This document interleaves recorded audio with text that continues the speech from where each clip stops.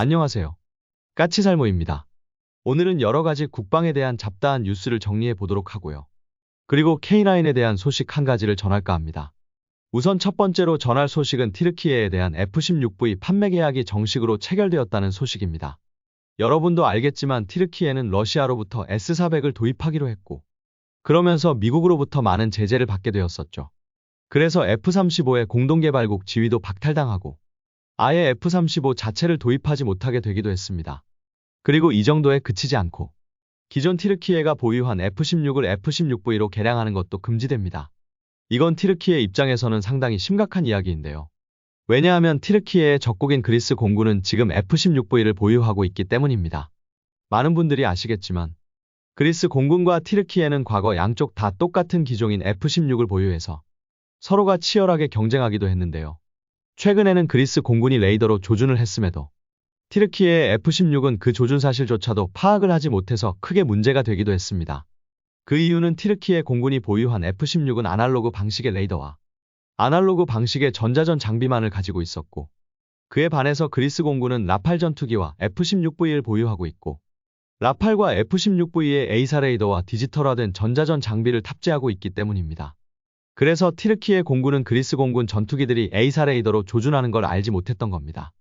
그래서 과거 팽팽했던 양쪽의 공군력 균형이 지금은 완전히 그리스 공군이 유리한 상태였는데요. 그러던 게 최근에 튀르키예가 스웨덴과 핀란드가 나토에 참여하는 걸 허락하는 조건으로 드디어 F-16V를 공급받게 되었습니다. 현지 시간으로 6월 13일 튀르키예 국방부는 F-16V 공급 계약을 정식으로 체결했으며 세부 내용을 조율 중이라는 발표를 했습니다. 공급 수량은 신규 기체 40대와 기존 F-16 개량 79대분이라고 합니다. 이리해서 드디어 튀르키예 공군도 적국인 그리스 공군과 마찬가지로 A사 레이더와 디지털 전자장비가 탑재된 전투기를 가지게 되었습니다. 그런데 웃기는 건 튀르키예의 적국인 그리스는 미국으로부터 40대 F-35를 공급받기로 올해 결정이 났다고 합니다. 이건 누가 봐도 튀르키예에게 F-16V 판매를 승인한 것에 대한 그리스에 대한 배려라고 할 수 있을 겁니다. 그래서 여전히 튀르키예가 F-16V를 도입한다고 해도 그리스 공군에 밀릴 수밖에는 없는 상태에 놓였는데요. 과연 이 문제를 튀르키예는 어떻게 해결할지가 관심사가 아닌가 합니다. 그리고 드디어 수리온의 마지막 기체가 군에 인도되면서 2010년부터 진행되어 오던 수리온 양산이 끝났습니다. 현재 우리 군은 수리온을 대략 200여 대를 인도받아서 운용 중이고, 국내의 여러 기관들에 납품된 수리온까지 하면 총 양산 수량은 300대 정도라고 합니다. 물론 아무 문제 없이 수리온의 납품이 끝난 건 기쁜 일이나, 문제는 지금 우리 수리온이 해외 수출을 단 한 대도 하지 못하고 있어서 군에 대한 최종 양산 기체의 인도로 인해서 당분간은 수리온의 양산 라인 가동을 중단해야 한다는 것입니다. 물론 사우디나 UAE 등의 수출 이야기가 나오고는 있지만 아직 구체화한 게 없고, 국내 개량 소식도 있지만 아직은 개량 사업의 핵심인 기어박스가 완성이 안 되어서 당장 개량할 수도 없습니다. 그래서 수리온의 양산 라인은 당분간 정지하게 되었습니다. 아무튼 그래서 수리온의 마지막 기체 인도는 어찌 보면 기쁜 일이기도 하지만 단 한 대도 수출하지 못하고 14년 동안 300대에 달하는 기체를 전부 우리 정부를 상대로만 납품했다는 건 정말 씁쓸한 일이 아닌가 합니다. 아무튼 간에 이 문제는 빨리 수출이 이루어져서 해결되길 바랍니다. 그리고 오늘의 세 번째 소식은 M3 자주도화 장비가 드디어 전력화되었다는 소식입니다. 이번 달 6월 12일에 제7 공병여단에서 M3 자주도화 장비의 전력화 행사가 있었는데요. 이 장비가 어떤 장비인지는 제가 굳이 설명을 하지 않아도 다들 아실 텐데요. 말 그대로 스스로 움직일 수 있는 자주도화 장비입니다. 기존에 우리나라는 리본 부교라는 도화 장비를 운용하고 있었지만 이 장비는 스스로 움직일 수 없어서 트럭에 의해서 운반되고 강에서도 보트에 의해서 운반되는 장비로 그로 인해서 설치 시간이 많이 걸렸습니다. 그러나 이번에 배치된 자주도화 장비는 스스로가 움직여서 설치되는 도화 장비로 그래서 설치하는 데 필요한 인원도 적고 설치 시간도 엄청나게 짧다는 장점이 있습니다. 그런데 솔직히 이 장비 배치에도 저는 쓴소리를 할 수밖에는 없네요. 분명 이 장비는 리본 부교에 비해서 많은 장점을 가진 장비입니다. 그런데요. 이게 최신 장비는 아니지 않습니까? 이미 개발된 지 수십 년이 넘은 장비이고 다른 나라에서는 수십 년 전부터 운용해 오던 장비입니다. 그걸 겨우 이제야 도입한 것 자체가 창피한 일이라고 생각됩니다. 그리고 이제야 우리가 이 장비를 도입한 이유는 돈도 돈이지만 맹목적으로 미국의 교리만을 따르기 때문이라고 저는 생각을 합니다. 미국은 자주도화 장비를 운용하지 않고 리본 부교만을 운용하고 그래서 우리도 리본 부교만을 고집한 것입니다. 그런데 문제는 미국은 그래도 되지만 우리는 안 된다는 것입니다. 리본 부교가 스스로 움직일 능력이 없어서 설치가 느리면 어떻습니까? 미국은 그 문제를 쿨하게 헬기로 운반하는 방법으로 해결해버립니다. 한마디로 수십 대의 치누크 헬기를 동원해서 치누크 헬기로 리본 부교를 공중으로 수송해서 설치를 해버립니다. 그런데 우리에게 그럴 능력이 있나요? 물론 우리도 치누크 헬기가 있지만 부교 설치를 위해서 치누크를 수십 대를 동원할 만한 능력은 안 된다는 건 여러분도 잘 아시지 않습니까? 그런데 우리는 미군의 교리를 그대로 따르기 위해서 심지어 실제로 치누크 헬기를 동원해서 리본 부교를 설치하는 훈련을 하기도 했었죠. 그러나 우리는 미군이 아닙니다. 그래서 진즉에 도입되었어야 할 장비가 이제야 도입된다는 건 솔직히 한심할 따름입니다. 그리고 이번 도입은 당장은 7군단의 제7공병여단만을 위해서 도입되는 것입니다. 당연히 다른 부대에는 배치되지 않습니다. 그렇기에 앞으로도 7군단만 이 자주식 부교를 사용할 수 있고 다른 부대들은 여전히 리본 부교를 이용해야 합니다. 당연하지만 7군단만 강을 건너는 것도 아니고 그리고 또 당연하지만 7군단만 북진을 하는 것도 아닙니다. 그렇기에 고작 7군단에만 자주식 부교를 배치하는 건 정말 한심할 따름입니다. 그리고 네 번째 소식은 필리핀의 신형 초계함인 미겔 말바르함이 진수했습니다. 이 함선은 우리의 현대중공업이 건조한 함선으로 여러분도 잘 알겠지만 우리나라는 기존의 호세리잘급이라는 함선 2척을 필리핀에 공급한 적이 있고 이번에 미겔 말바르급 2척을 추가 공급하게 되었습니다. 기본적으로 호세리잘급이나 미겔 말바르급이나 둘 다 우리나라의 대구급을 기반으로 하는 함선이기에 두 함선은 상당히 비슷합니다. 그런데 미겔 말바르함이 호세리잘급에 비해서 결정적으로 다른 차이점이 있는데요. 그건 바로 수직발사관에 의해서 발사되는 함대공 미사일을 가지고 있다는 점입니다. 호세리잘급에는 제대로 된 함대공 미사일이 없는데요. 미겔 말바르함은 바로 프랑스의 미카 VL이 탑재되어 있죠.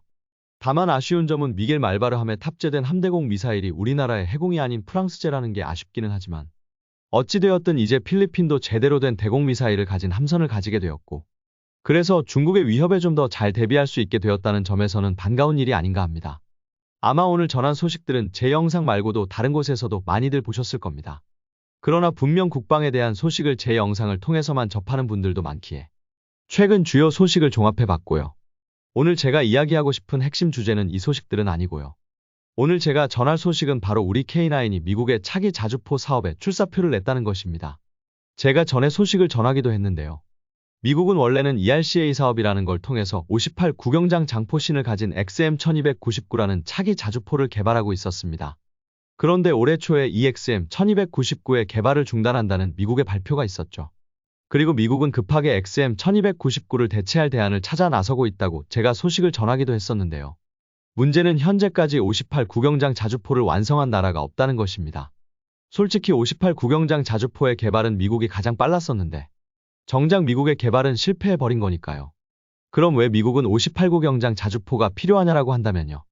미국의 새로운 전략전술에 의하면 앞으로 한 개 사단의 작전 범위는 60km가 넘어가게 되고 그래서 이 새로운 작전 개념에서 사단에게 적절한 화력 지원을 하기 위해서는 사거리 70km 이상의 자주포가 필요하다는 것입니다. 실제로 미국의 교리를 그대로 따라하는 우리나라 군대도 같은 이유로 사거리 70km 이상의 자주포가 필요하게 되었고 그래서 우리나라도 K9A3라는 58구경장 자주포를 개발하기로 했죠. 아무튼 그래서 미국은 XM1299의 개발이 실패했지만 여전히 58구경장 자주포가 필요하고 그래서 긴급하게 58구경장 자주포를 공급해줄 도입처를 찾게 됩니다. 그리고 현재 이 사업에는 이스라엘의 엘비사의 시그마라는 자주포가 가장 먼저 도전하게 됩니다. 엘빗의 시그마는 이스라엘의 엘비사가 자국군이 운용 중인 M109를 대체하기 위해서 개발한 52 구경장의 포탑형 차륜형 자주포입니다. 이 자주포는 트럭 뒷부분에 포탑을 탑재하는 구조로 되어 있고 발사 시 스페이드를 내리고 발사하게 되어 있습니다. 그리고 또 다른 후보로는 BAE 시스템의 M109 50이라는 자주포입니다. 이 자주포는 상당히 특이한데요. 쉽게 이야기해서 M109 A6의 차대에 독일의 라인메탈사의 52구경장 포신을 올린 자주포입니다. 한마디로 말해서 M109의 독일의 주력 자주포인 PGH-2000 자주포에 장착된 52구경장포를 장착한 자주포입니다. 재미있는 점은 XM1299를 개발하던 회사가 BAE 시스템이었는데요. 전부터 만일 XM1299가 개발에 실패하면 그 대안으로 여겨지던 게 바로 이 M109 52입니다. 그래서 지금 현재도 XM1299 대신에 미국의 차기 자주포가 될 가장 강력한 후보로 이 M109 52가 꼽히고 있습니다. 그리고 세 번째로 이번 사업에 출사표를 낸 게 바로 우리의 K9 자주포입니다. 현재 우리 K9을 개발한 한화의 미국 현지 법인은 XM1299를 대신할 새로운 자주포로서 우리 K9을 제안하고 있다고 미국 군사 전문 매체인 브레이킹 디펜스가 보도를 했습니다. 참고로 한화는 작년에 미국에 정식으로 법인을 설립했으며 제가 아는 한에서는 우리 방산업체로서는 최초입니다. 한화는 미국에 법인을 세워서 미국의 주요 방산업체를 인수할 계획을 세우고 있는 것으로 알고 있고 여러분도 알겠지만 미국에 공급하는 무기는 미국 현지에서 생산이 되어야 하기 때문에 한화는 미국에 대해서 무기 수출을 하기 위해서 현지 법인을 세우고 미국 현지 방산업체 등을 구매해서 우리나라 무기를 미국에서 생산할 준비를 하고 있는 것입니다. 실제로 한화의 미국 법인은 LCS 연하함을 만들고 있는 호주 오스탈사의 미국 내 조선소를 인수하기 위한 작업을 하고 있기도 한 것으로 알려지고 있습니다. 한마디로 말해서 영국의 BAE사가 미국에 법인을 세우고 미국의 무기를 개발하고 생산해서 납품하는 것과 마찬가지의 일을 우리 한화도 하겠다고 하는 겁니다. 그리고 이번 사업도 그런 차원에서 한화의 미국 현지 법인이 미국 정부에 제안을 하고 있는 겁니다. 참고로 미국 정부는 아직 정식으로 XM1299를 대체할 새로운 자주포 도입 사업을 하고 있는 건 아니고요. 이번 사업은 미국의 신형 포탄을 사용해서 사격하는 걸 시연하는 사업입니다. 이게 무슨 말이냐면요. XM1299는 단순하게 자주포만을 개발하는 사업이 아니라 우리나라의 사거리 연장탄처럼 신형 포탄도 같이 개발하는 사업인데요. 미국 정부는 XM1299의 개발은 포기하지만 신형 포탄의 개발은 지속할 것을 요구하고 있습니다. 그래서 현재 이 사업은 XM1299를 대신해서 이 신형 포탄의 발사를 시연할 수 있는 새로운 발사 수단을 찾는 사업입니다. 그리고 그 사업에 우리 K9이 도전하고 있는 겁니다. 물론 당연히 미국의 신형 포탄 발사를 시연하게 되는 자주포가 XM1299를 대신해서 미국의 차기 자주포가 될 가능성이 높기 때문에 여러 회사들이 이 사업에 도전을 하는 것입니다.